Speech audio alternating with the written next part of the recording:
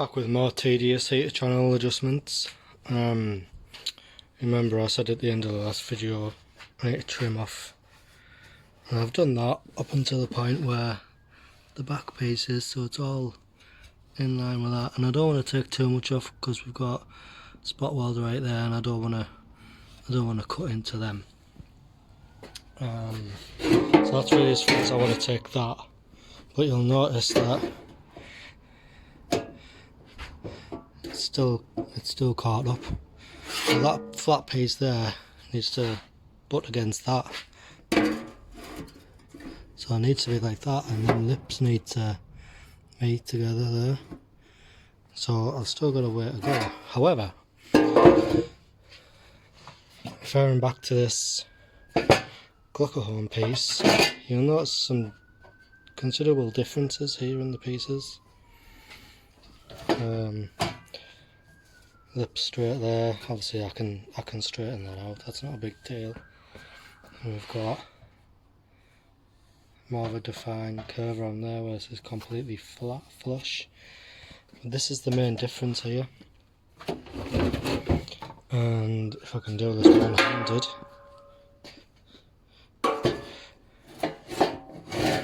see, hold on 1 second, bear with me.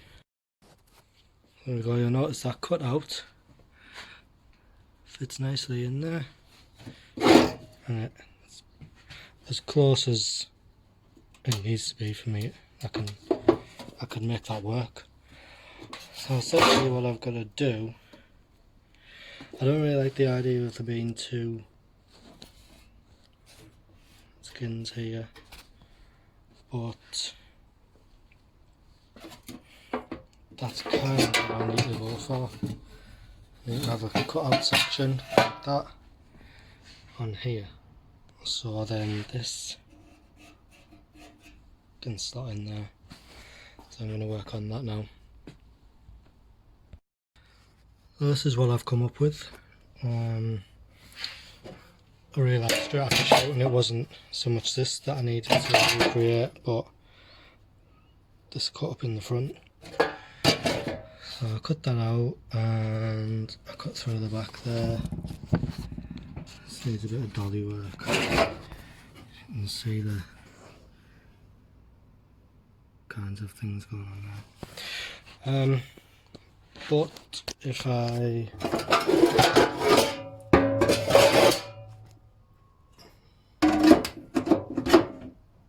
see that, only issue is we're on a bit of an angle here.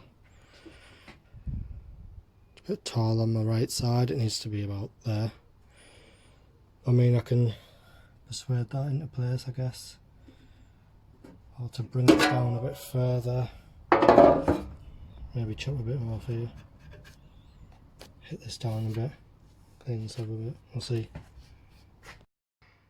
So that's really about as much as I can take out of that to get the bulkhead panel to squash forward this way.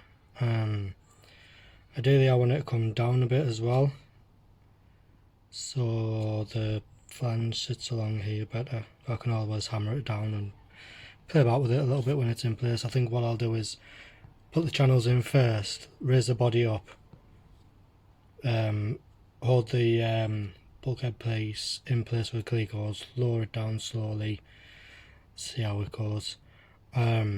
But for this I don't want to take any more out, so what I'm going to do is I'm going to grind some of this back here, and I've lit this panel a little while, but you can see in there it bare metal in there, and it's just corroded. We've got surface rust all over it, so before it gets too bad I'm going to hit it with the rust converter. Just pile a load of it in there, you can see it's just no paint in there at all. I'll do that, and I'll paint this alongside with the channels, do it all at the same time. I'll like to paint as much as possible. Like I'll do, when I come to add colour, I'll do the wings at the same time as well, so get it all done at once. But yeah, I'm going to hit this with a rust converter once I've finished modifying it, and then this will get prepped and epox primed as well, and I'll also put a load of cavity wax in there for good measure. Should help keep it together for a little bit before this rust sets in too bad. Well, I'm gonna notch out a piece in here. I don't know whether to, I'm not sure where it's catching up. I might just like put a single cut in it. Depends where it's catching. I'm going to take it back off the clamp actually and have a look, see if I can do that. Otherwise it'll just be a case of using the grinder wheel just to take this back so far. I don't want to reduce the strength that I might have here. We'll see. Quick test fit. Now I've made all the adjustments.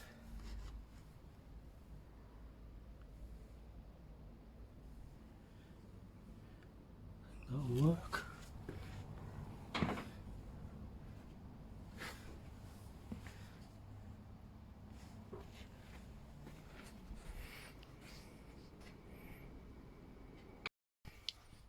It's another day at the garage. I briefly touched upon this panel and some of the mods I had to make to try and get it to fit over the channels. But also one obvious thing that needs addressing is some of the surface rust we've got going on up here. Also on the back. And most certainly inside. And I don't want that to get to a level where this panel isn't going to be usable anymore, so we're going to address that now. This is the stuff I'm going to use. Everyone uses their own rust converter, they all like their own stuff, but I've had pretty good results for this. So first off, what I'm going to do is rub this down with some Scotch-Brite, take all the thick rubbish off it, and then I'm just going to apply a nice layer of this. I'll let that sit for, I don't know, until I come back to the garage. I think it's supposed to leave it for like 24-48 hours. And then you're good. Converts the rust, some magic chemical reaction. But I'm gonna do that, and we'll just do a quick time lapse of me do that. It's nothing too intricate or exciting. So, and then we will come back whenever and see how it has changed. Just have a good look around it for now.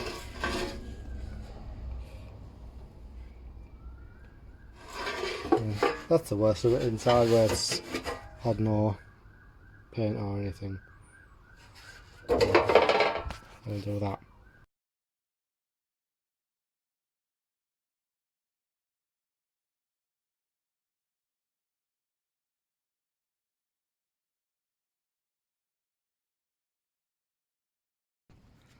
I didn't want to bore you too much with the same old thing, so I just skipped ahead. Rubbed it all down with Scotch-Brite. Just took all the thick of it off really. Also gives it a little bit of a clean, gets rid of all the dirt and what have you. So the rust converter can really get in there and do its job.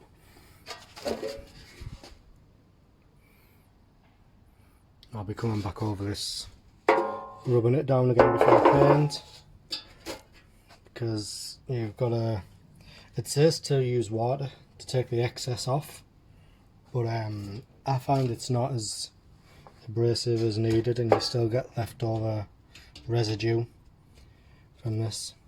So I like to use a Scotch-Brite, just give it a gently going over with that. Do a time lapse of me just painting this up, get all up inside there, just let it run through that, and then we'll leave this and we'll come back to it and see the results.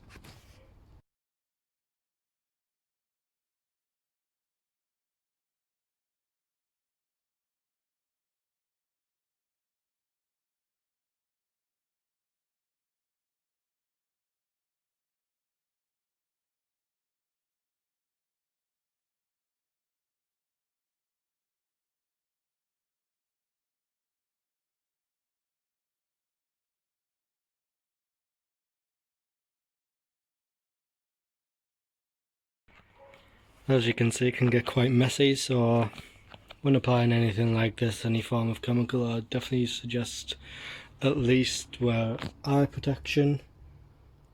You don't want any of this splashing back in your eyes, that's for sure.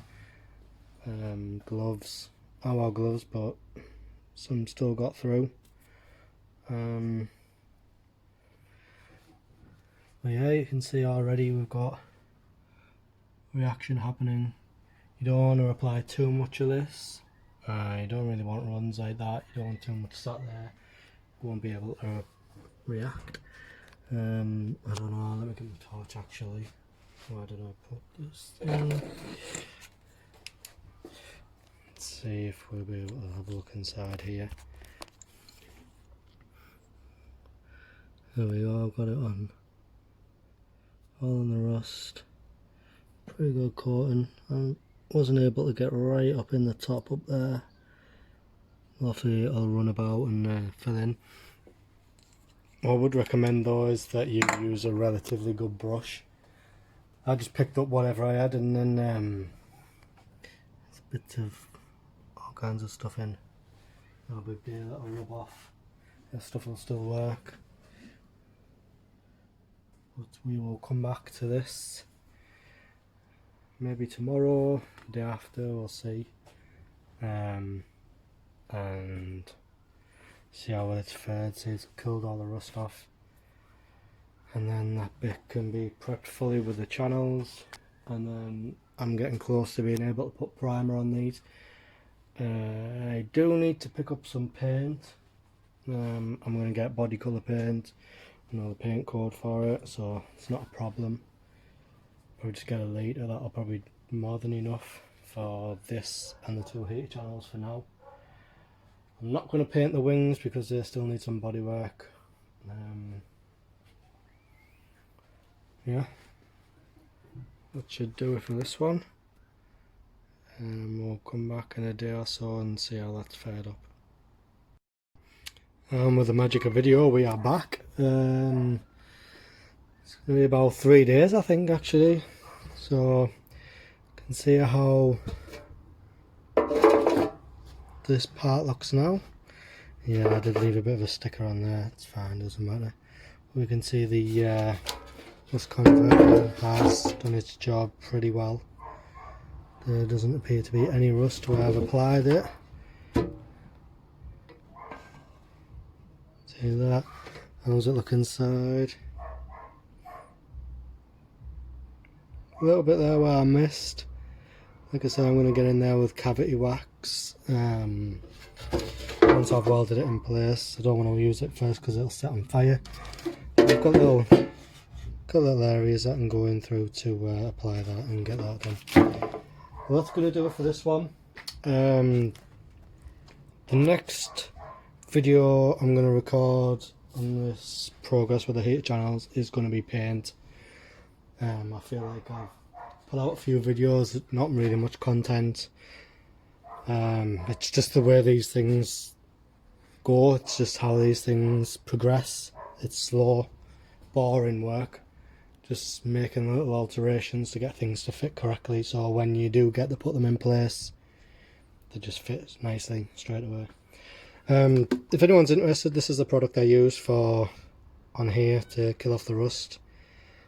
If you do get some of this, make sure you read the instructions fully. And there's that. But yeah, the next video I'm going to do regarding the heater channels is going to be paint. So it's going to be prep. I've got some tack cloths, so I'm going to be using those. And then I'm going to use some epoxy primer, which is also made by these guys here. I'll put links in the description for all of those things if anybody's interested. So yeah, that's how we're going to progress. There'll be epoxy primer, and then I'm going to go to local paint shop, get some paint, and once they're primed, stone chipped underneath, then can add colour on, and then we can get these things in, because that's what everybody wants to see. They don't want to see any of the work that actually goes on, really. I understand it's boring, but this is just what has to be done to make these fit and work right and last. So anyway guys, I hope you've enjoyed the video. Like I say, sorry it's been dragging on a little bit and it's a little bit slow. Hopefully we can get things moving shortly. I've got stuff on order to come. Yeah, that's gonna do it for this one. Thanks again.